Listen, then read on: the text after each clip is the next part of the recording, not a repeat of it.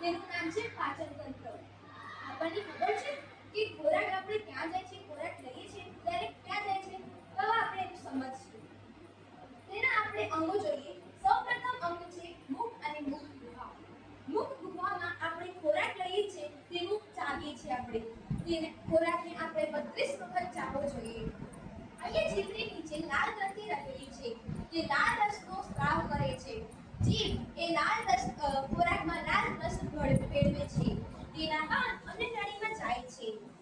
અન્નનળીમાં પસાર થઈને જઠરમાં આવે છે. જઠરમાં હાઇડ્રોક્લોરિક એસિડ રહેલો છે જે ખોરાકમાં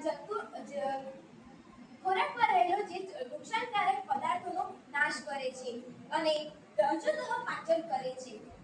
તેના પછી નાનું આંતરડું છે. નાના આંતરડું તમને ખબર છે કે નાનું આંતરડું કેટલું લાંબુ છે? હા, ટૂંકમાંથી તમને એ જ કહીશ કે નાનું આંતરડું 7.5 મીટરનું હોય છે. સૌથી વધુ સમય ખોરાક નાના આંતરડામાં જ રહે છે. આ યકૃત અને પિત્તાશય છે જે પિત્તરસનો સ્ત્રાવ કરે છે. તે નાના આંતરડા સાથે જોડાણ હોય છે. તે પિત્તરસ આપે છે અને પિત્તરસથી ચરબીનું પાચન ઝડપથી થાય છે. નાના આંતરડામાં રસાયણકુરો હોય છે જે ખોરાકનું પાચન કરે છે. ખોરાકનું પાચન નાના આંતરડામાંથી મોટા આંતરડામાં આવે છે. મોટા આંતરડામાં પાણી અને ખનિજ ક્ષારનું શોષણ થાય છે.